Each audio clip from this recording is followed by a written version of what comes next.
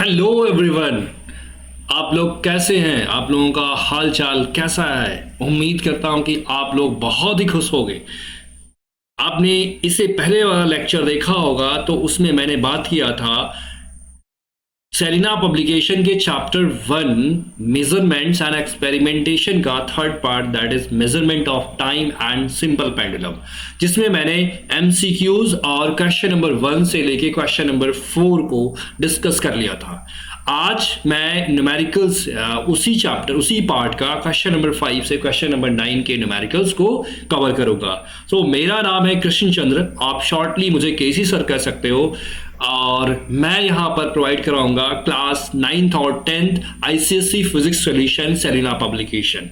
Okay, so late नहीं करेंगे और वीडियो को तुरंत ही स्टार्ट करेंगे। ओके, सो आज के सेशन का आज के लेक्चर का क्वेश्चन नंबर 1 है, that is question number 5 from part सी।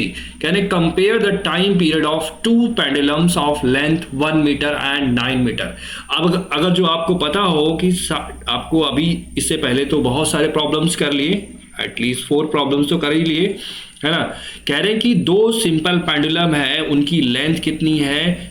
पहले की लेंथ 1 मीटर है और दूसरे सिंपल पेंडुलम की लेंथ कितनी है?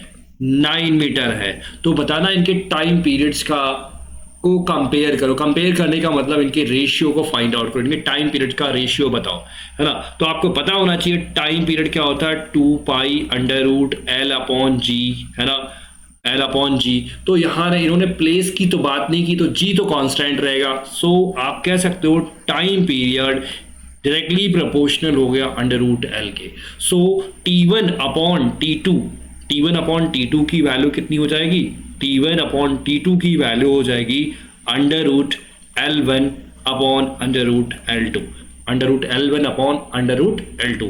सो √L1 is 1 meter upon √L2 is 9 meter. So this is √1 is 1, √9 is 3. So time period का रेशियो क्या हो जाएगा? 1:3 का रेशियो। कहने का मतलब है जो पहला पेंडुलम होगा उसका टाइम पीरियड अगर जो 1 सेकेंड हुआ तो दूसरे वाले पेंडुलम का टाइम पीरियड कितना आएगा? 3 सेकेंड। या फिर अगर जो पहले का टाइम पीरियड 2 सेकेंड है तो दूसरे का टाइम पीरियड कितना हो जाएगा? 6 सेकेंड हो जाएगा। ओके, तो ये रहा क्वेश्चन नंबर 5 का सोल्यूशन। अब क्वेश्चन नंबर 6 है। क्वेश्चन नंबर 6 में आपसे पूछा गया है, कह रहे a pendulum completes 2 oscillation in 5 second. 2 oscillation को कंप्लीट करने में कितना टाइम लग रहा है? 2 ऑसिलेशंस कंप्लीटेड इन 5 सेकेंड। कितने टाइम में? 5 सेकेंड। तो आप पार्ट ए पूछा गया what is its time period, इसका टाइम पीरियड कितना होगा? तो आपको पता होना चाहिए time period is the time required to complete, time required by the simple pendulum to complete 1 oscillation. तो 2 ऑसिलेशन कंप्लीट करने में 5 सेकेंड लग रहा, सो 1 ऑसिलेशंस कंप्लीट करने में कितना टाइम लगेगा? कोई बताएगा? 1 ऑसिलेशंस कंप्लीट करने में 5/2 सेकेंड का टाइम लगेगा, that is equals to 2.5 second. और आपको पता है 1 ऑसिलेशन में जो टाइम लगता है that is time period. So time period कितना आ जाएगा? 2.5 सेकेंड। Okay, 2.5 second. अब बी पार्ट में इन्होंने पूछा है, कह रहे हैं कि इफ g इज 9.8, g की वैल्यू कितनी है? g इज 9.8 मीटर पर सेकेंड स्क्वायर, मीटर पर सेकेंड स्क्वायर। कह रहे फाइंड इट्स लेंथ, इसकी लेंथ कितनी हो जाएगी? इसकी लेंथ कितनी हो जाएगी? आपको लेंथ ऑफ पेंडुलम बताना है। ओके, पेंडुलम की लेंथ बतानी। तो आपको पता है टाइम पीरियड क्या होता है? 2π√L/g। ओके, सो यहाँ से squaring both the side, you will get T square is equal to 4π square L/g। तो यहां से L की वैल्यू आ जाएगी T square into G/4π²। Time period given है, आपने कैलकुलेट किया था 2.5 इंटू जी की वैल्यू होती 9.8 गिवन है, एंड आपको पता है 4 into pi square is approximately 9.86 है ना, तो आप 9.8 ले सकते हो है ना फॉर इजी कैलकुलेशन को इजी करने के लिए आप 9.8 ले करके सॉल्व कर सकते हो है ना। तो यहाँ पर सिंप्लीफाई करोगे तो यहाँ पर वैल्यू आ जाएगी 2.5 इंटू 2.5, या फिर इसको डायरेक्टली लिखो 625। 25 का स्क्वायर क्या होता है 625। ओके, कितना हो जाएगा 625 6.25 है ना, इंटू 9.8 अपॉन 4 इंटू 9.8। ओके, तो हो जाएगा 4 इंटू 4 5 20 एंड 4 6 ये आ जाएगा। देखो यहाँ पर तो 6 आ रहा, बट ये थोड़ी वैल्यू ज़्यादा होता है, तो जब आप इसको करेक्टली सॉल्व करोगे तो ये आपके पास 1.55 मीटर आ जाएगा। 1.55 metre will be the right answer. Okay, अगर ये 9.86 लेते हो तो ये वैल्यू आ जाएगा थोड़ा सा कम आ जाएगा, मतलब 1.55 के आसपास ये वैल्यू आप लिख सकते हो। ओके, तो लेंथ ऑफ सिंपल पेंडुलम हमने कैलकुलेट कर लिया। ओके, अगर जो वीडियो को प्रॉब्लम हो रही लग रहा कि हम फास्ट हैं, तो आप कमेंट के जरिए में बताइए सर आप बहुत फास्ट है या स्लो है, तब भी आप बताइए कि आप सर स्लो है। और वीडियो अगर जो पसंद आती है तो शेयर और लाइक करना मत भूलना। ओके, और चैनल को सब्सक्राइब करना भी मत भूलना। सॉल्यूशन अब यहाँ पर कह रहे हैं the time periods of two simple pendulum at a place are in the ratio. Time period का रेशियो, एक ही प्लेस पर दो सिंपल पेंडुलम्स के टाइम पीरियड का रेशियो कितना है 2:1 है ना, 2:1 है। आप ऐसे लिखा है ना, कह रहे हैं what will be the ratio of their length, इनके लेंथ्स का रेशियो क्या होगा। तो आपको पता होना चाहिए since time period of simple pendulum is 2 pi under root l upon g. Okay, तो यहाँ पर सेम प्लेस है तो जी की वैल्यू पर कोई फर्क नहीं पड़ेगा, क्योंकि जी की वैल्यू प्लेस टू प्लेस। अगर जो आप अर्थ सरफेस से ऊपर जाते हो तो क्या होता है जी की वैल्यू चेंज हो जाती है, और जी की वैल्यू चेंज होने पर क्या होता है आपको यहाँ पर टाइम पीरियड पर भी इफेक्ट पड़ता है। लेकिन यहाँ पर कह रहे हैं सेम प्लेस सेम है, तो हमने कह दिया लेट से पहले का लेंथ कितना है L1, दूसरे का लेंथ कितना है L2 लेंथ है। जी की वैल्यू पर कोई फर्क नहीं पड़ेगा, क्यों, क्योंकि सेम प्लेस की बात कर रहे हैं हम। 2 पाई से कैंसिल आउट हो गया। अब यहाँ पर आ जाएगा अंडर रूट L1 अपॉन जी, और ये आ जाएगा under root g upon L2 is equal to 2/1। Squaring both the side you will get L1 upon g, यहाँ पर आपको मिल जाएगा G अपॉन L2, ये आपसे आपस में कैंसिल हो गया। अच्छा, स्क्वायरिंग जब करोगे तो इधर साइड क्या हो जाएगा स्क्वायर हो जाएगा।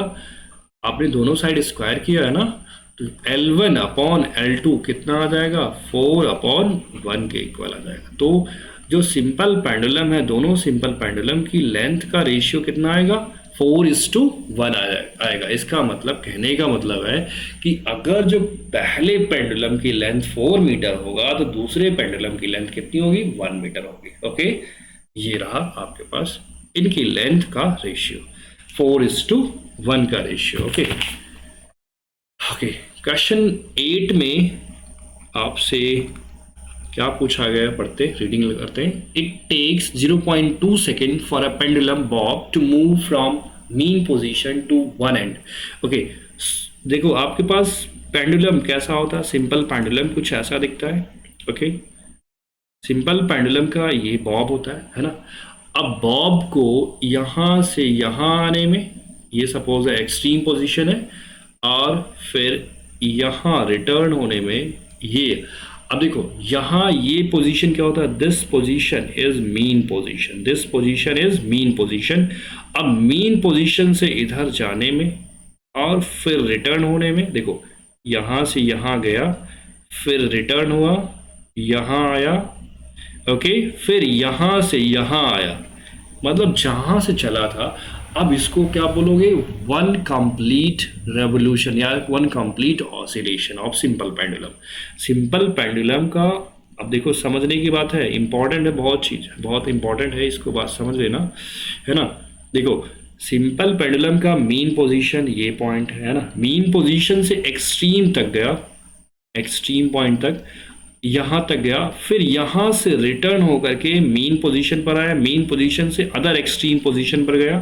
ठीक है, अब इस अदर एक्सट्रीम पोजीशन से अगेन मीन पोजीशन तक आने में जो जो टाइम लगता है, that time is known as time period, और इसी को वन कंप्लीट ऑसिलेशन बोलते हैं। क्या बोलते हैं? यहाँ से यहाँ गया, फिर रिटर्न हुआ, फिर यहाँ आया, तो ये जो होता है, ये पूरा प्रोसेस जो होता है एक ऑसिलेशन बोला जाता है। एक बार फिर से समझ लो इस बात को, एक बार फिर से इसको समझ लो।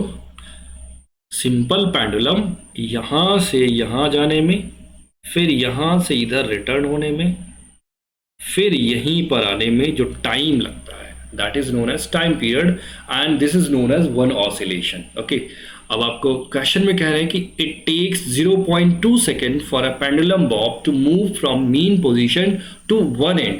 मतलब एक मीन, यहाँ मीन पोजीशन से यहाँ तक जाने में कितना टाइम लग रहा?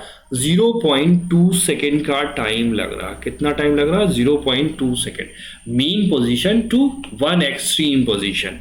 कह रहे what is the time period of pendulum? टाइम पीरियड क्या होगा? अब देखो, यहां से यहां तक जाने में है ना, फिर यहां से रिटर्न होने में, फिर यहीं अगेन आने में जो टाइम लगता है, that is known as time period.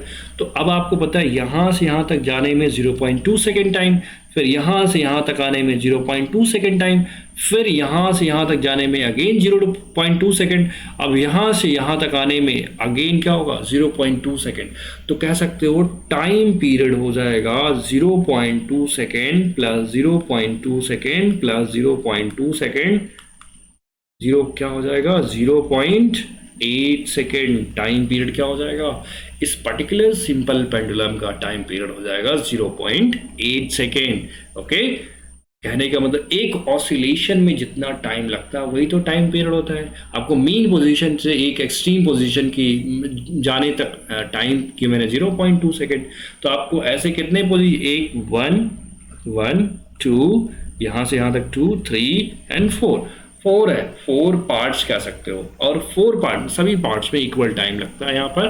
तो यहाँ पर टाइम पीरियड कितना हो जाएगा? 0.8 सेकेंड। ओके, आज के लेक्चर का लास्ट क्वेश्चन है कि how much time does the bob of a second pendulum take to move from one extreme of its oscillation to the other. Same type का problem है बट थोड़ा सा different है। कैसे देखते हैं? सेम टाइप का प्रॉब्लम बट थोड़ा सा डिफरेंट है। कह रहे हैं कि ये बॉब है, सेकेंड पेंडुलम है, इस सेकेंड पेंडुलम का बॉब को कह रहे हैं कि एक एक्सट्रीम यहां पर था, यहां से दूसरे एक्सट्रीम पोजीशन पर जाने में कितना टाइम लगेगा? कितना टाइम लगेगा? आपको पता होना चाहिए जो टाइम पीरियड होता है सेकेंड पेंडुलम का वो कितना होता है? 2 सेकेंड होता है। कहने का मतलब यहां से, अच्छा अब देखो, यहाँ से यहाँ तक जाने, फिर यहाँ से यहाँ तक आने, फिर यहाँ तक आने में जो टाइम लगता है वो कितना लगता है? 2 सेकेंड। तो आप कह सकते हो कि एक पार्ट यहाँ 1 2, ये आपके पास क्या हो जाए? 3 एंड 4 पार्ट में टाइम कितना लग रहा है? 2 सेकेंड। तो आपको पूछा गया है यहाँ से यहाँ तक आने में कितना टाइम लगेगा? एक एक्सट्रीम पोजीशन से दूसरे एक्सट्रीम पोजीशन में आने में टाइम कितना लगेगा? तो आप कह सकते हो जो टाइम लगेगा, required time will be half of the time period. Time period का क्या हो जाएगा? हाफ हो जाएगा। That will be equals to 2/2, that is equals to 1 second का टाइम लगेगा। ठीक है, तो एक एक्सट्रीम पोजीशन से दूसरे एक्सट्रीम पोजीशन में जाने में टाइम कितना लगेगा? 1 सेकेंड का टाइम लगेगा। ओके, तो आज का लेक्चर यहीं हम फिनिश करेंगे और मिलेंगे हम आपको अगले लेक्चर में। और अगले लेक्चर में हम लेके आएंगे आपको क्लास 9th के चैप्टर नंबर 2 का पार्ट ए के MCQs और न्यूमेरिकल्स। ओके, तब तक के लिए आपको मेरा जय हिंद।